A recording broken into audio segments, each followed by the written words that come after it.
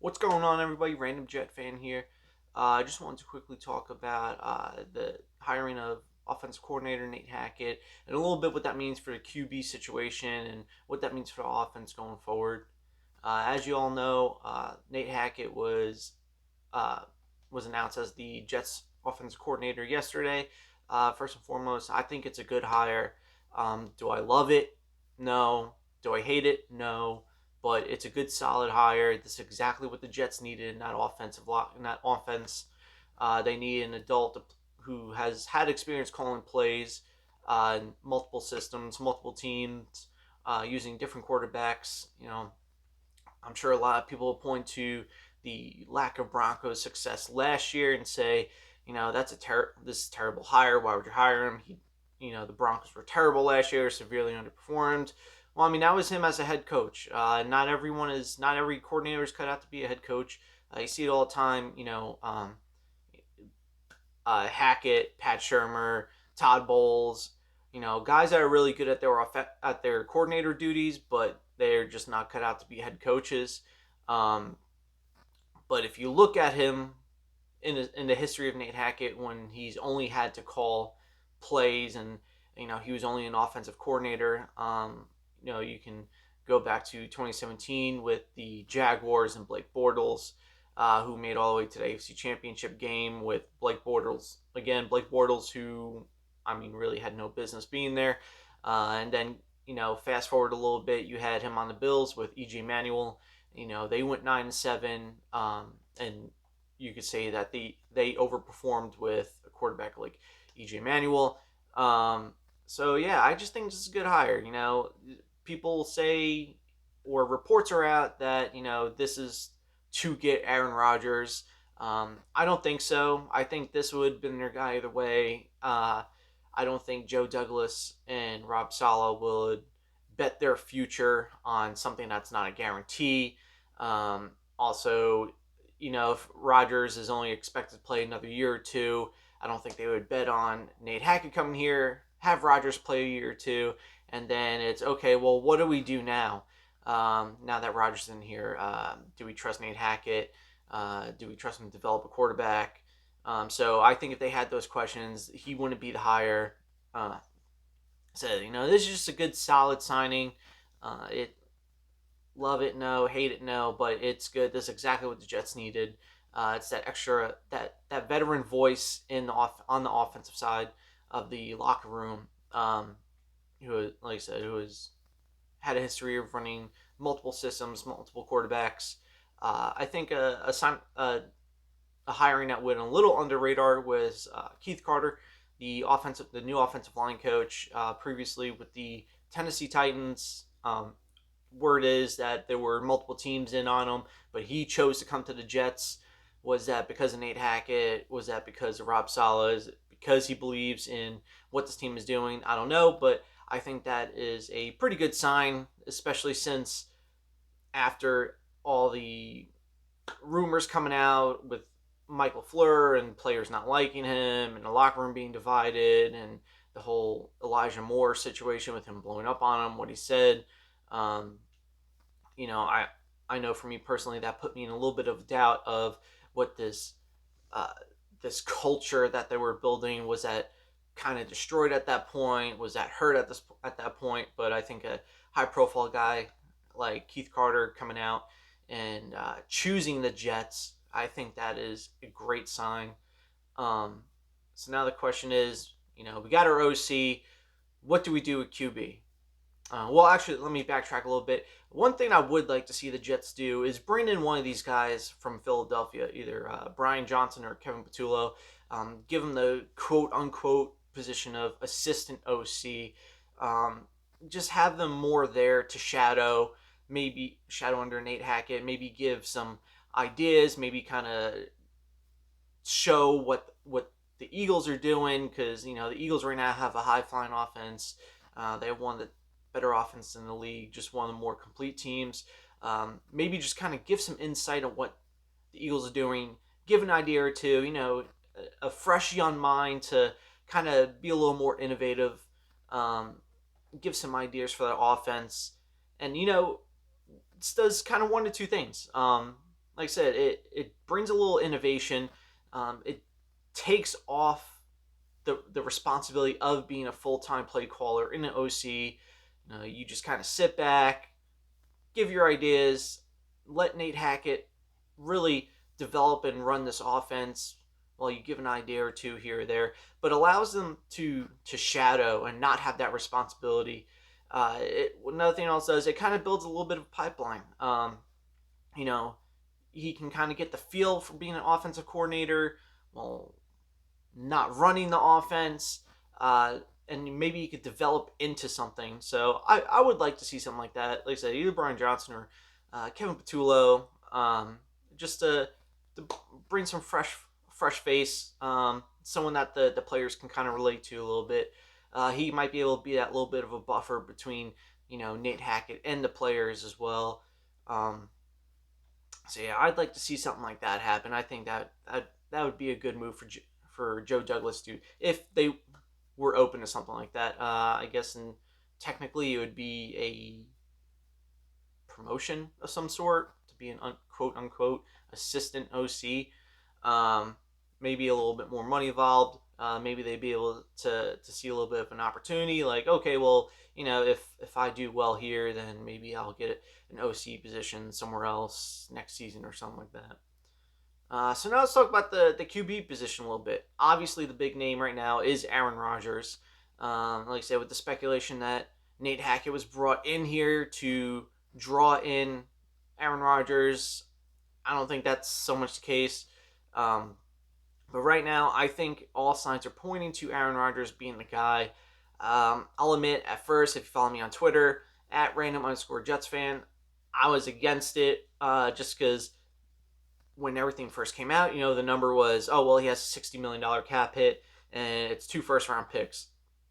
But now I don't think necessarily it's going to take 2 first round picks just because he is, kind of an unsure thing. He's 39 years old.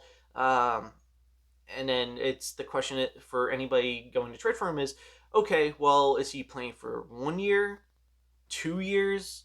Are things not going to go exactly like he wants? I mean, he retires in the middle of the season. So I think something along the lines of a second round pick this year and like a conditional second next year.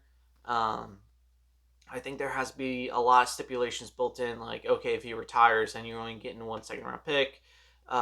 If he, if he brings us to the playoffs, then you get this.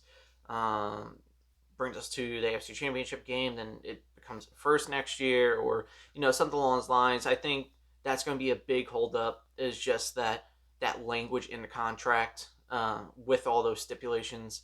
So that might hold things up a little bit, and it makes it a little scary. So with that, it is, will Aaron Rodgers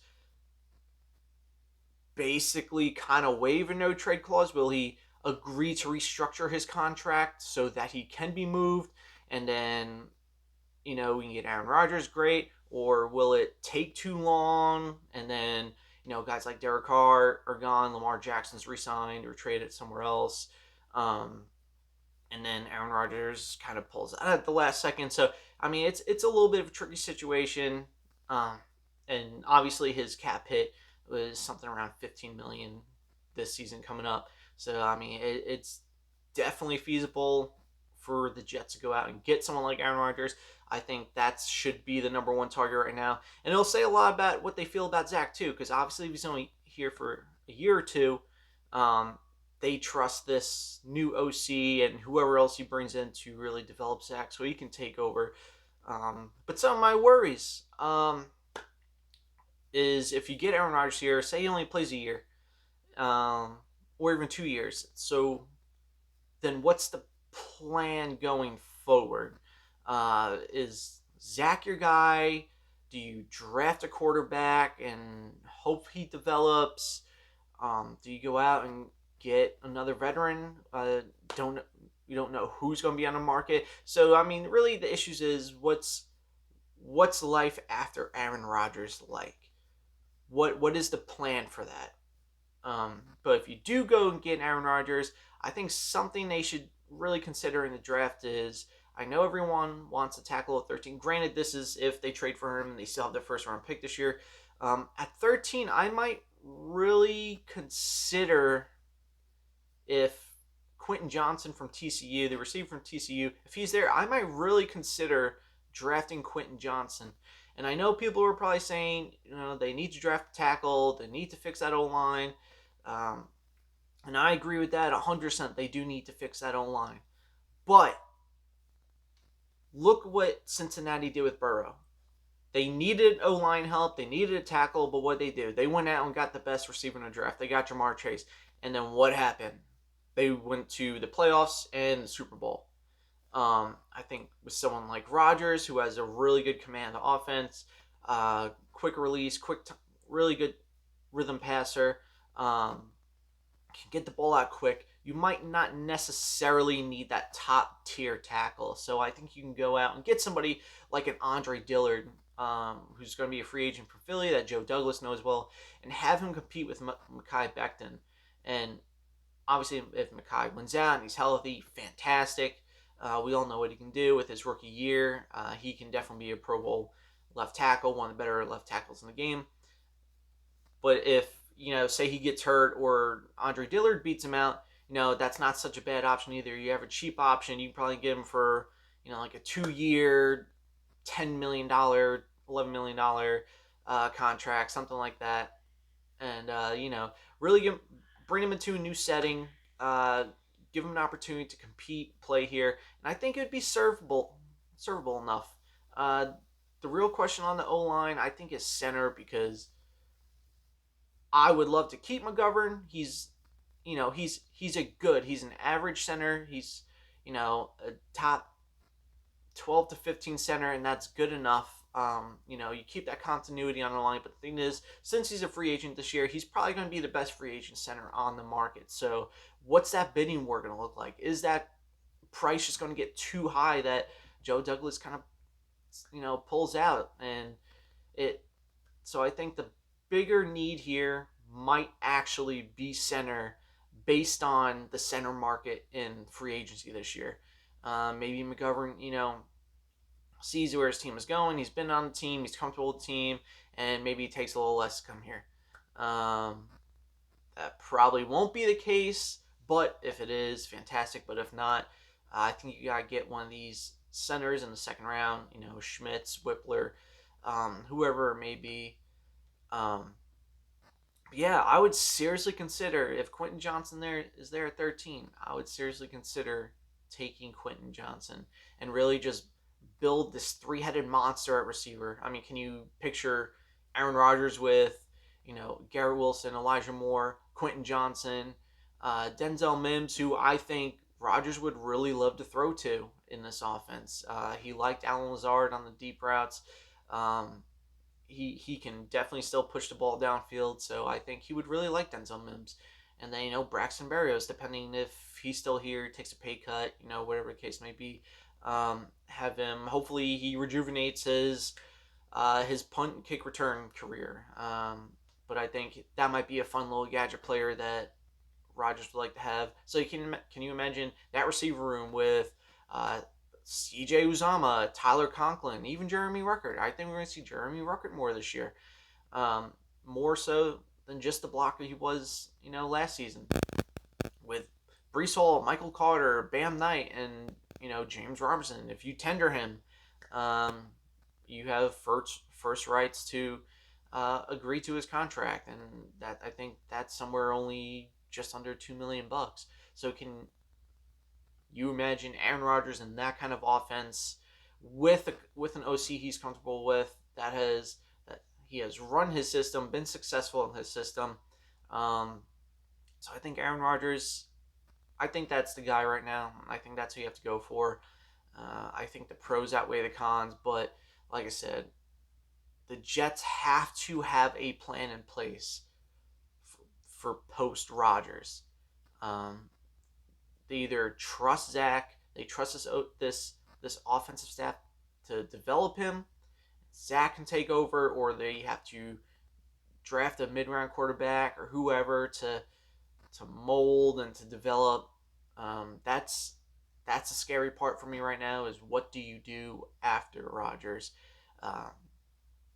because I don't think the Jets can go from, you know, playoffs, championship game, possibly Super Bowl for a year or two, and then just go back down to, 7-10, 8-9, something like that. But again, I don't think Joe Douglas and Robert Saleh would take that chance if they thought that's what was going to happen, if they didn't have a plan in place. Um, they'd obviously be gone. They're on the hot seat right now. But yeah, so that's all I got for you today. Let me know what you think down in the comments. Like, share, subscribe. Follow me on Twitter at random_JetsFan. And yeah, let me know what you think. Do you want Rodgers? What do you think about the 13th pick? What do you think about Nate Hackett? There's a lot of questions. Write down whatever you want. Any and all comments are welcomed. I'll get back to them as fast as I can, and I'll talk to you guys soon. And go Jets!